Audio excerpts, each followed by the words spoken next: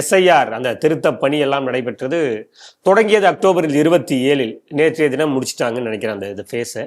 அதில் அவங்க என்ன சொல்லியிருக்காங்கன்னா, தமிழகத்தை பொறுத்தவரை 97.38 லட்சம் வாக்காளர்கள் பெயர் நீக்கப்பட்டிருக்கிறது அப்படிங்கிற அறிக்கையை கொடுத்துருக்காங்க. எதிர்கட்சிகள்லாம் பல சந்தேகங்களை எழுப்புகிறார்கள். வழக்கம் போல தங்களுக்கு ஆதரவாக இல்லை என்றால் அவர்களுடைய நிலைப்பாடு என்னங்கிறதெல்லாம் காட்ட ஆரம்பிச்சிருக்காங்க.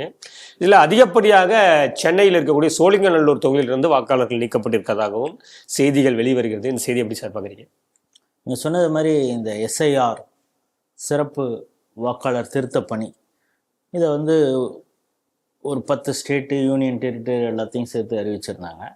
பீகாரில் முதல்ல எஸ்ஐஆர் பண்ணும் பொழுதே ஓட்சோரிங்கிற பொழுது அந்த விஷயத்தை முன்னெடுத்தவர் தான் ராகுல் காந்தி அப்படிங்கிறத பார்க்குறோம். இப்போ தேர்தல் முடிவுலாம் ஆட்சியை அமைச்சாச்சு. தேர்தல் ஆணையம் தான் சொன்னது, இவ்வளோ நேரம் அதை ஓட்சோரி நீங்கள் தேர்தல் ஆணையம் 60 லட்சம் வாக்குகளை வாக்காளர்களை தூக்கிட்டாங்க. நீங்கள் அதுக்கப்புறம் அவசரமாக ஒரு 20 லட்சத்தை சேர்த்தாங்க. நீங்கள் 42, அப்படி இருந்தாலும் 42 லட்சம் வாக்காளர்களை காணும். நீங்கள் இப்போ அவங்கெல்லாம் புகார் கொடுத்துருக்கணும். சரி, இந்த கட்சிகளுடைய பிஎல்ஏ இருக்கிறான், அவன் தான் அந்த தேர்தல் பணியில் பூத் ஏஜெண்ட்டாக அவன் தான் இருக்கிறான். அவன் பாருங்க எத்தனை பேர் ஓட்டு போட வரல. எங்கள் ஆள் இப்போ இவ்வளோ நாள் போட்டுக்கிட்டு இருந்த இந்த தெருவில் 100 பேர் ஓட்டையே நீங்கள் எடுத்துட்டீங்க, எங்கள்கிட்ட லிஸ்ட்டு இருக்குது, ஆனால் 100 ஓட்டு ஆள் வரல, எவ்வளோ பெரிய மால் ப்ராக்டிஸ் நடந்திருக்கு தெரியுமா அப்படின்னு சொல்லி புகார் கொடுத்துருக்கணும்.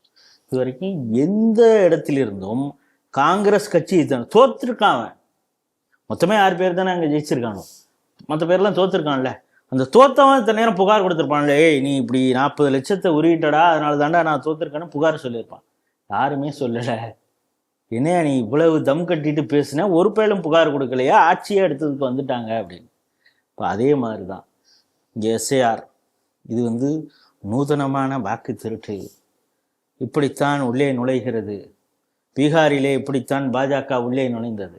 அதை காட்டி அப்படியே பூச்சாண்டிலாம் பண்ணி இதற்காக நாங்கள் கோர்ட்டுக்கெல்லாம் போவோம்னு சொல்லி என்ஆர் இளங்கோ என்னென்னலாம் ப்ரெஸ் மீட்டு கொடுத்தாருன்னு சொன்னேன். அதுக்கப்புறம் இப்போதைக்கு சுப்ரீம் கோர்ட் சொல்லியிருக்கு, இதில் ஏதாவது தப்பு நடந்ததுன்னா அதையும் நாங்கள் எடுத்து சுப்ரீம் கோர்ட்டுக்கு போவோம் அப்படின்னு. ஏன்னா இவங்களுக்கு எதிராக தீர்ப்பு வந்ததே கூட அவங்க இல்லை அப்படின்னு சொன்னாலும் தான் வில்சன் பேசுனதெல்லாம் பார்க்குறேன். அது உத்தரவு, அது அப்படி இல்லை, அதை எப்படியும் எடுத்துக்கணும் அப்படின்னு சொன்னார்ல இந்த கவர்னருக்கு எதிராக இவங்க போட்ட அந்த கேஸுக்கெல்லாம். அது மாதிரி இதுக்கும் என்ஆர் இளங்கோ என்னென்னா முட்டு கொடுத்தார்.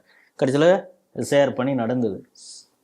இப்போ என்ன சொல்கிறாங்க, 97,38,000 சொச்சம் வாக்குகள் நீக்கி இருக்கிறாங்க அப்படின்னு. ஸோ இதில் திரும்ப கூட ஆட் ஆகும். ஃபார் எக்ஸாம்பிள் நான் என்னுடைய ஸ்டோரியை சொல்கிறேன். நான் இருந்தது வேறு ஒரு பகுதியில் இருந்தேன். அந்த ஃபார்ம் எனக்கு கிடைக்கல. அங்கேயும் என்ன சொல்லியிருக்காங்க, இவர் இங்கே இல்லைங்க அப்படின்ட்டு இருக்காங்க. நம்ம கொஞ்சம் எஃபெக்ட் எடுத்து அந்த வேலையை செய்திருக்கணும். சோம்பேறித்தனம், அதை ஒத்துக்கிறேன். அது நடக்கலை. இப்போ பார்த்தீங்கன்னா அநேகமாக வரைவு வாக்காளர் பட்டியலில் என் பெயர் இருக்காது. ஆனால் இப்போ ஒரு ஆப்ஷன் கொடுத்துருக்காங்க. இப்போ 16ஆம் தேதியிலேருந்து தொடங்கி நீங்கள் புதுசாக எங்கே இருக்கீங்களோ அங்கே அதுக்கான ஒரு ஃபார்ம் இருக்குது, ஃபார்ம் 16 அதை நினைக்கிறேன். அதை நீங்கள் ஃபில் பண்ணி கொடுத்தீங்கன்னா நீங்கள் இருக்கக்கூடிய இதில் வாக்காளராக அதுக்கு அந்த அட்ரஸில் தான் இருக்கீங்க அப்படிங்கிறதுக்கான சில ப்ரூஃப், ஈவன் கேஸ் பில் இருந்தால் கூட போதும். அந்த அட்ரஸில் நீங்கள் ஆதாரம் வச்சுருந்தீங்கன்னா இது போல் சில தாஸ்தாவேஜுகளை கேட்குறாங்க, அதை கொடுத்தீங்கன்னா ஆட் பண்ணிவிடுவாங்க அதுக்கு. ஸோ அது பிப்ரவரி வரைக்கும் டைம். பிப்ரவரியில் தான் அடுத்த வாக்காளர் அதாவது கம்ப்ளீட் பண்ண. இப்போ இது வரைவு வாக்காளர் தான். இதில் உங்களுக்கு சந்தேகம் என்ன இருக்குது, என்னது பேர் நீக்கிட்டாங்க, நான் இப்போ இந்த அட்ரஸில் இருக்கேன், அதுக்கான ப்ரூஃப் இதெல்லாம் பண்ணலாம் அப்படிங்கிற ஒரு ஆப்ஷன்லாம் இருக்குது. ஸோ அப்படின்னு பார்த்தா கூட 97 லட்சத்தில் 20 லட்சம் பேர் மீண்டும் நான் அதிகமாகவே சொல்கிறேன், மீண்டும் இணைவதற்கு ஒரு 20 லட்சம் பேரை தப்பாக எடுத்துட்டாங்க. அவன் அங்கே தான் போயிருந்தானா என் பேர், இப்போ என்னது அப்படி ஆனதோ அது மாதிரி ஆயிருக்குன்னு வச்சுங்க. திரும்பவும் நம்ம சேர்த்து அது 20 லட்சம் அப்படிங்கிற ஒரு பெரிய ஒரு எண்ணிக்கையை வச்சா கூட 70 லட்சம் பேர் தூக்கியிருக்காங்கல்ல. இத்தனை நாளாக அந்த 70 லட்சம் பேருக்கு இவங்க வேறு யாருடைய வாக்கும் போடாமல் தான் இருந்தாங்களா அப்படிங்கிறது.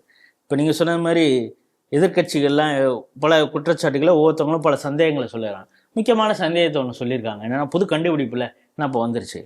நீங்கள் பார்த்தீங்கன்னா சேப்பாக்கம் தொகுதி, துணை முதல்வர் தொகுதி, கொளத்தூர் தொகுதி, முதல்வரோட தொகுதி, இங்கேருந்து தான் அதிகமாக நீக்கியிருக்கிறாங்க. அதே நேரத்தில் எதிர்கட்சி தலைவர் எடப்பாடி தொகுதியிலையும் நயினார் நாகேந்திரன் தொகுதியில் கம்மியாக தான் நிற்கிருக்கிறாங்க. நான் என்ன கேட்குறேன், டெல்லியிலேருந்து ஃப்ளைட்டு பிடிச்சிட்டு வந்து ஏதாவது ஒரு அதிகாரி இது குளத்துறாங்க கொடுங்க கடன்னு கட் பண்ணுங்க அப்படின்னு அவனா சொன்னானா? அந்த பிஎல்ஓ போனது எல்லாம் உங்கள் கவர்மெண்ட் ஸ்டாஃபு. அவங்களோட யார் யார் போகிறீங்க, BLA 2 அந்தந்த கட்சியை சார்ந்தவர்கள் அவங்க தான் உட்காந்துட்டு எந்தெந்த பெயர் இருக்குது யாருது எல்லாத்தையும் பார்க்குறாங்க. கிராஸ் செக் வெரிஃபிகேஷன் எல்லா கட்சியினரும். இப்பொழுது ரிஜிஸ்டர் ஆகி தேர்தல் களம் காண இருக்கக்கூடிய தாவேக்கா உட்பட அவங்களோட தான் போகிறாங்க. இப்போ நம்ம டிவிலே சில ஷார்ட்ஸுகளை போட்டு அது லட்சக்கணக்கில் போனதெல்லாம் பார்க்குறோம்.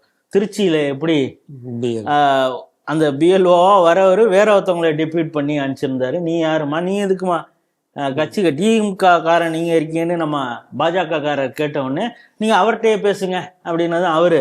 ஆமாங்க நான் அன்னைக்கு லீவுங்க அவங்கள அனுப்பிச்சிட்டேன். ஐயோ நீனே ஒரு டுபாக்கு நீ இவங்களை வந்து கட்சிக்காரங்களை அனுப்புவியா, டிஎம்கே ஐடிவிங்கில் இருக்கிறவங்களை அனுப்புவியா அப்படின்னது அது ரசபாசமாகி அந்த வீடியோ பெரிய லெவலில் போனது. அதே மாதிரி சென்னையிலையும் பல இடங்கள்ல நடந்தது. இவங்க உட்காந்துக்கிட்டு பிஎல்ஓ வேலையை திமுகவுடைய BLA 2 பார்த்தா அந்த வேலையெல்லாம் பார்த்து அதுக்கப்புறம் கோயம்புத்தூரில் மசூதியில் உட்காந்துட்டு எல்லாத்தையும் கிராஸ் ஒரே இடத்துலேயே உட்காந்து நான் எல்லாரையும் வெரிஃபை பண்ணுறேன் அப்படிங்கிற கூத்தெல்லாம் நடந்து அதை கொடுத்து H. ராஜா பேசி அந்த வீடியோக்கெல்லாம் பெரிய அளவு வைரல் ஆனது அப்படிங்கிறதான் பார்க்குறோம். இவ்வளவு இப்போ என்ன சொல்கிறாங்க, இவங்க ஆரம்பத்திலே சொன்னாங்க 2 மாதத்தில் எப்படி இதெல்லாம் சரி பண்ண முடியும், 6.5 கோடி வாக்காளர்கள் இருக்காங்க, இதெல்லாம் சரி பண்ண மழைக்காலம். இப்போ NR இளங்கோவன் சொன்னதெல்லாம் தொடர்ச்சியாக மழை வருங்க வெள்ளம் வருங்க எப்படிங்க வேலை பார்ப்பாங்கன்னு. இப்போ எல்லாம் எல்லாம் முடிச்சுட்டாங்களே, ஒரே வாக்காளர் வந்துருச்சு, இது அடுத்த கட்டமாகவும் போவோம். இப்போ எப்படி இதை முடிச்சா இது என்ன சொல்கிறாங்க, தினமலரில் ரொம்ப அழகாக குறிப்பிட்டிருக்காங்க. ஒழுங்கா சுணக்கமாக வேலை நடந்தப்பவே 97 லட்சம் பேர் நீங்கிருக்கான். ஒழுங்கா வேலை நடந்திருந்தா கிட்டத்தட்ட 1.5 கோடி காலி ஆகி இருக்கும், இன்னும் கூட ஃபில்டரிங் நிறையா நடந்திருக்கும் அப்படின்னு சொல்கிறாங்க. இப்போ அண்ணாமலை ஒரு அழகான ஒரு விஷயத்த சொன்னார். இந்த SAR பார்த்தோன்னே இந்த திமுக VCK இவங்கெல்லாம் பதறதை பார்த்தா அந்த திருடனுக்கு நான் தேல் கொட்டின கதையாக இருக்குது. இதோ நம்ம பக்கத்தில் பாண்டிச்சேரி இருக்குது, அங்கே ஆட்சி அமைப்பதற்கான வாய்ப்பு இருக்கக்கூடிய கட்சியாக காங்கிரஸ் இருக்குது. இப்போ காங்கிரஸ் ராகுல் காந்தி தான் ஓட்சோரியை பற்றிலாம் பேசுகிற SARல எப்படி திருடுறாங்கலாம் சொல்கிறாரு. இன்னொரு பிரிவாக பாஜகவின் இன்னொரு பிரிவாக தேர்தல் ஆணையம் மாறிவிட்டதுன்னா அவர் சொல்கிறாரு. இப்போ அங்கே இருக்கக்கூடிய காங்கிரஸ்காரெல்லாம் கடந்து கத்திருக்கணும்ல, இத்தனை ஓட்டை எடுத்துட்டாங்கன்னு.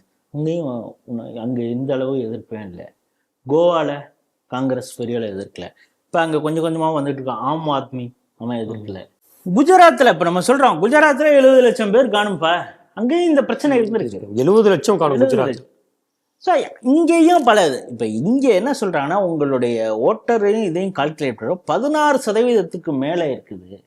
ஒரு சில தொகுதியெல்லாம் 20% வாக்காளர் நீக்கம் அப்படிங்கிறப்ப அது எவ்வளோ பெரிய எண்ணிக்கை. இத்தனை நாள் அவங்கள வச்சுட்டு தானே நீங்கள் எலெக்ஷன் நடத்திருக்கீங்கன்னா எவ்வளவு கோல்மால் நடந்திருக்கலாம் அப்படின்னு சந்தேகத்தை பலர் அண்ணாமலை போன்றவர்கள் கிளப்புறாங்க. அதனால் திருடவனுக்கு தேல் கொட்டினது மாதிரி இவங்க பதறாங்க அப்படின்னு. ஏற்கனவே சொன்னது மாதிரி வாய்ப்பு இருக்கிறது. அந்த கம்ப்ளீட்டட் அந்த வாக்காளர் வரும் பொழுது உண்மையாக எத்தனை பேர் நீக்கப்பட்டிருக்காங்கன்னு தெரியும்.